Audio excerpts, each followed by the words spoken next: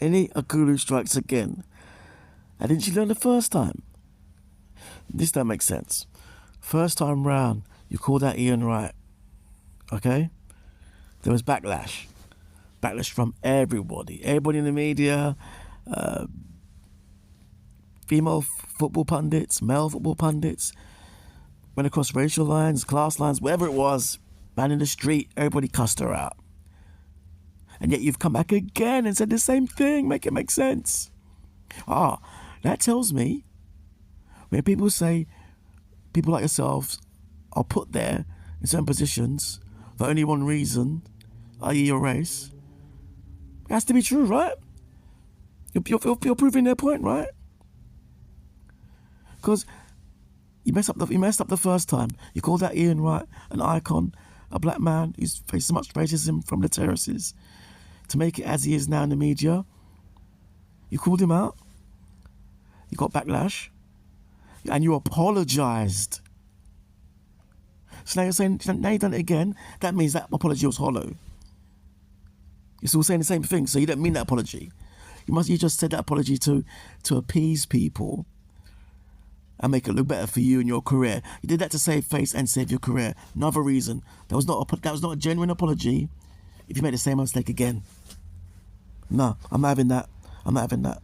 First time round, I did a video on this very same page.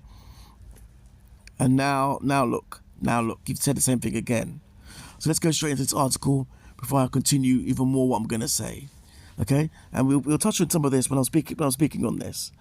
Speaking on the 90s Baby Show podcast this week, Aluko doubled down on her criticism of Wright's involvement in women's football and questioned whether the BBC, including former Man City defender Nidum Ohano, as part of their punditry team for the Lionesses' win against Spain in the Euro 2025 final last July. Her words: in the women's game, the opportunities are even more limited, so the main characters of the show should be women, okay? You said something similar before, okay? But the fact is, there's women in men's football. So it cuts both ways. And you've said this here when you continue the quote, men should be part of that, okay? So they shouldn't, okay? I'm not saying anybody should be excluded. Before I could continue, let me say something here. This woman's meant to be a lawyer, okay? You are meant to be a lawyer, okay? You excelled at the same establishment I went to, okay? But you're bringing embarrassment to it. Because if you're a lawyer, you're meant to be better clued in your debates and what you say, isn't it? So again, that questions why people are going to say that people like you get the position because of one reason. I continue. Her quote again. Continue. Sorry about that. I continue. I believe in diversity wholeheartedly, but the same way we played a role in the men's game, that's a supporting role, you should be part of the ensemble. You're not going to get the premium final games. You're not going to get the premium final games. That should be the way for women's football. Okay, you say women played a supporting role in men's football, but they didn't. Let's be real here. They didn't. You didn't play a role in supporting men's football. That was all men, you know? And the same way, as I said before in the previous video, women's football is trading off men's football because it's men's football that opened the doors, you know? Aston Villa, for example, Villa's women's team, yeah, is relying off the name of the Aston Villa men's team. So the fans, the women who go to that will be trading off that name of the men's game, if it makes sense. Okay? So when Jill goes to watch Aston Villa football, Aston Villa women's team, whatever, it's a derivative of the men's game, isn't it? So explain to me how women played a supporting role. But that's not to knock women, of course. That's not to knock women. Don't get me wrong. Okay? She continues, I think we need to gatekeep the women's game in the way that the men's game is gatekept. I'll stop again. Right? There's women actively in the women's game now. In the men's game, sorry. And these women are very good. These women are very good pundits. And there's more than one. So it's not tokenism. And it's let me continue. And it's previously there might be one black female face. I can think of herself and another. Okay? Again, Tokenism, one black male face. Plenty of black male pundits now. Cuts both ways. Okay? She continues. What I mean is you've heard me talk me talk about the journey of women's football. Okay. It's taken a while, it's taken a lot of blood, sweat and tears to get the women's game to where it is now. See my previous point regarding yes, it's built off the men's game, but it's moved forward now, yes, okay, and a lot of people attend that. Fair enough. There's a lot of people, including me, who have planted a lot of seeds to be reaping, and we're reaping now. TV money comes into the game, investment, and it's growing. I'm not so sure she's played football. She's another player in the game, you know. I'm not so sure that her own individual contribution is great. In fact, no, it's bringing negative heat to the game, actually. But hey, I'll continue. From my perspective, we didn't go through a lot of that. Blood, sweat and tears for women to be second place in our own sport. What are we doing? Well, they're not. They're not actually. They're not second place in their own sport. Because how many professional footballers are there throughout the history of the game, let alone the Premiership League? Okay? I don't see Sammy Lee, for example, doing commentary on TV. Liam Brady, who else? Other footballers I can throw in. Norman Whiteside, I don't know. Whoever. Martin Chivers, yeah? There's a lot of male footballers that have come and gone that are not prevalent or giving commentary. Yeah, but their women are. So who's had more of a greater impact on the game then? Make sense? Who's had more of a great impact on the game in that instance? But anyway, I'll continue. That's my point. The women's game should be about women for women. Male allies should absolutely support that. But when it gets to the point of where you're the main character of the show, we're repeating the same patriarchal stuff we've been fighting against. Okay, now watch this. You said patriarchal stuff. To an extent, structurally, it's true. But I can argue, for going deep, in your own community, it's not exactly patriarchal, it's matriarchal, but that's your own community. So as a football, patriarchal stuff, again, there's women heading key positions in football. People talk about a patriarchal society. Okay, Liz Truss, Theresa May, Margaret Thatcher. That's 3 female prime ministers. Okay? There's female CEOs. I can go on and on and on and on.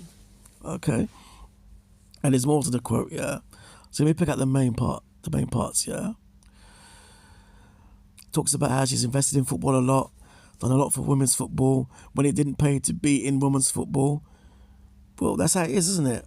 That's how it should be. You're playing because you like it and it's your passion, And in this instance, she was there when there wasn't money in football. That is what it is. There's no favours to be won there. Okay? My point is I've never done a major final in men's football for 11 years. Okay? I've done 3 World Cups. My main point is I've never done a major final in men's football for 11 years. I've done 3 World Cups, men's Euros, Champions League, and I've never had the opportunity, and maybe rightly so. Let's stop there. Listen to what you just said. You've commentated on 3 World Cups, men's Euros, Champions League. Boy.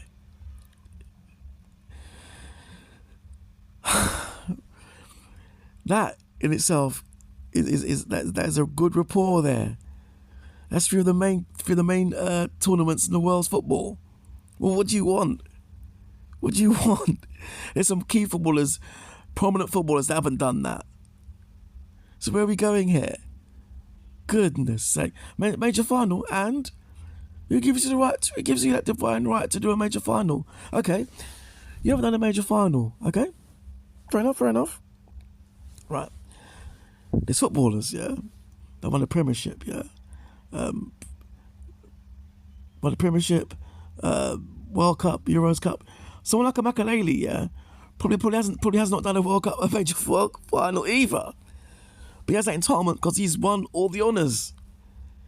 You see my point? There's footballers that just won the league or maybe won the Euros that haven't done tournaments after football or retiring. So what gives you that divine right? That makes sense. Right. Last year at the women's Lioness final, I sat in the stands. I wasn't on TV for the final. Farrah Williams sat next to me. Farrah Williams sat next to me. Farrah Williams has 170 caps for England. Something ridiculous. I mean, she's the most cap player. She sat in the stands. Okay. Now, the reason why you sat in the stands, yeah, maybe because of what you said about Ian Wright. Okay. If that was not before, okay. So obviously you was excluded and you was pushed to the side for reasons you don't seem to understand now, because you seem pretty tone deaf and clueless. Okay. But ultimately, you've had honours, done this, X, Y, Z, so what? You talk about diversity and giving people a chance, opportunities, another chance. Hey, maybe it's time to give someone else another chance. Someone else another opportunity. Isn't that so? Isn't that not right? Jeez. No, seriously, again, going back to one of my points, yeah. Well, before I do that, yeah. Oh yeah, this is a good one. So she mentions ITV, BBC, and on the channels you've got BBC, you've got Ellen White, Steph Houghton, and Needham Owana. No offence to Needham Owana, nothing against him. I don't know whether he played for England or not, but you're not on the main panel for a final of English football, okay? Why not? Why not? He's a man. He's a black man. So is that something you should be encouraging? Or are you putting gender before race here? Okay. Let's go over to ITV. She continues. I'm in the stands with 105 caps. So you've got two women between us. We've got 290 caps. Something ridiculous. You turn over to ITV and it's Ian Wright, Emma Hayes and Kaz Carney. So out of the 6 spots, 2 have gone to men. Meanwhile, you've got 290 caps, whatever it is, sitting on the stands. Right, I understand that. Okay. But Ian Wright again, you're coming at him again. Yeah? So, back to my original point, that tells me that you apologised, but it was a hollow apology. Okay? The reason why I haven't done a final, well, you're not going to get one now, are you? Because people know, obviously, this girl's not... I understand the point you're making, but do you think people are going to want to see you in the final now after calling out a footballing icon? Yes or no? There is more to this, but I've wrapped up the main thing, what she's saying here. Okay. And it's more on Ian Wright, actually. Dear.